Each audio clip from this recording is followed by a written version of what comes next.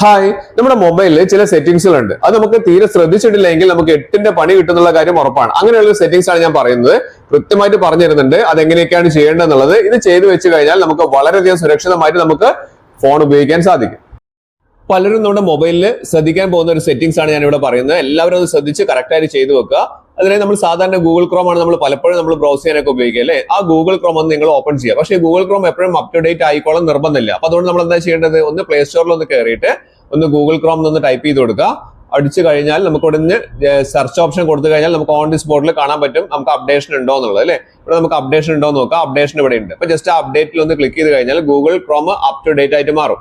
ഇനി ഞാൻ നിങ്ങൾക്ക് ഇമ്പോർട്ടന്റ് ആയിട്ടുള്ള കാര്യം ഞാൻ പറഞ്ഞുതരാം. അപ്പൊ നമുക്ക് ഗൂഗിൾ ക്രോമിന്റെ ഏറ്റവും മുകളിലായിട്ട് നമുക്ക് 3 ഡോട്ട്സ് കാണാൻ സാധിക്കും അല്ലേ. ഇവിടെയാണ് നമ്മൾ കാര്യങ്ങളൊക്കെ സെർച്ച് ചെയ്യുന്നത്. അപ്പൊ ഏറ്റവും മുകളിൽ ആ 3 ഡോട്ട്സ് കാണുന്നില്ലേ, ആ 3 ഡോട്ട്സിൽ ഒന്ന് ക്ലിക്ക് ചെയ്ത് കഴിഞ്ഞാൽ താഴേക്ക് വന്നു കഴിഞ്ഞിട്ടുണ്ടെങ്കിൽ നമുക്ക് ഇവിടെ സെറ്റിംഗ്സ് എന്ന് പറയുന്ന ഓപ്ഷൻ കാണാൻ സാധിക്കും. ആ സെറ്റിംഗ്സിൽ എല്ലാവരും ഒന്ന് പോവുക. അവിടെ നിന്ന് പോയി കഴിഞ്ഞിട്ടുണ്ടെങ്കിൽ നമുക്ക് താഴേക്ക് വന്നു കഴിഞ്ഞാൽ വളരെ വളരെ ഇമ്പോർട്ടന്റ് ആയിട്ടുള്ള ഒരു കാര്യമാണ്, പലരും ചെക്ക് ചെയ്യാൻ വിട്ടുപോകുന്നതാണ്. ഇവിടെ സേഫ്റ്റി ചെക്ക് എന്ന് പറയുന്ന ഓപ്ഷൻ കാണാൻ സാധിക്കുന്നുണ്ട്.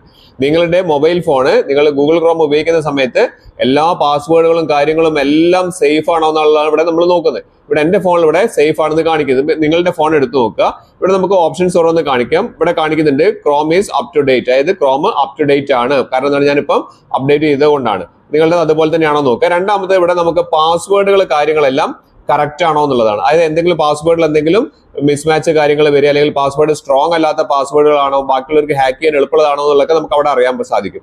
ഇവിടെ നമുക്ക് താഴേക്ക് വന്നു കഴിഞ്ഞാൽ ഇവിടെ കണ്ടില്ലേ പാസ്വേഡ് മാനേജറിൽ ഗോ ടു പാസ്വേഡ് മാനേജർ എന്നൊരു ഓപ്ഷൻ കാണിക്കുന്നുണ്ട്.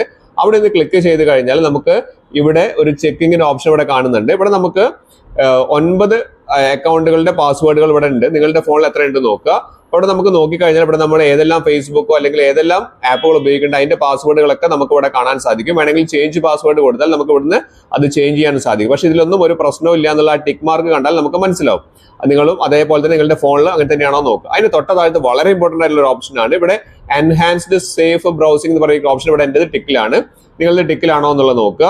അത് എന്തിനാണെന്ന് വെച്ച് കഴിഞ്ഞാൽ ഞാൻ പറഞ്ഞുതരാം. ഇവിടെ നമുക്ക് ആ ഗോ ടു സെക്യൂരിറ്റി എന്ന് പറഞ്ഞ ഓപ്ഷനിൽ ഒന്ന് ക്ലിക്ക് ചെയ്ത് കഴിഞ്ഞാൽ നിങ്ങൾക്ക് മനസ്സിലാവും 3 ഓപ്ഷൻസ് ആണ് ഇവിടെ വരിക. ഒന്ന് എൻഹാൻസ്ഡ് പ്രൊട്ടക്ഷൻ വരുന്നുണ്ട്, രണ്ടാമത്തത് സ്റ്റാൻഡേർഡ് പ്രൊട്ടക്ഷൻ വരുന്നുണ്ട്, മൂന്നാമത്തത് നോ പ്രൊട്ടക്ഷൻ എന്നുള്ളതാണ്. ചിലരൊക്കെ നോ പ്രൊട്ടക്ഷനിലാണ് നിൽക്കുന്നത്.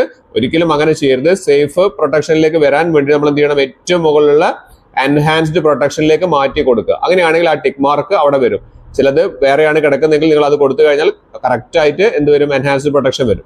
ഇനി അടുത്തായിട്ട് പെർമിഷൻ. ഇവിടെ നമുക്ക് ലുക്ക് ഓക്കെയാണ് വരുന്നത്, നോട്ടിഫിക്കേഷനും ഓക്കെയാണ്. കാരണം നമുക്ക് പെർമിഷൻ കൊടുക്കുന്ന സമയത്ത് നമുക്ക് ക്യാമറയുടെ അങ്ങനത്തെ കാര്യങ്ങളിലൊക്കെ എന്തെങ്കിലും പ്രശ്നങ്ങൾ വരുന്നുണ്ടെങ്കിൽ ആ പെർമിഷൻ്റെ അവിടെ ടിക്ക് കാണിക്കില്ല. അപ്പൊ നിങ്ങൾ അവിടെ പോയിട്ട് ക്യാമറയുടെ പെർമിഷനും സൗണ്ട് പെർമിഷനും കാര്യങ്ങളൊക്കെ കറക്റ്റ് ആക്കി വെക്കുക. എല്ലാവരും ഈ ചെക്കിങ്ങിന്റെ കാര്യങ്ങളൊന്ന് ഇപ്പോൾ തന്നെ ചെയ്തു നോക്കുക.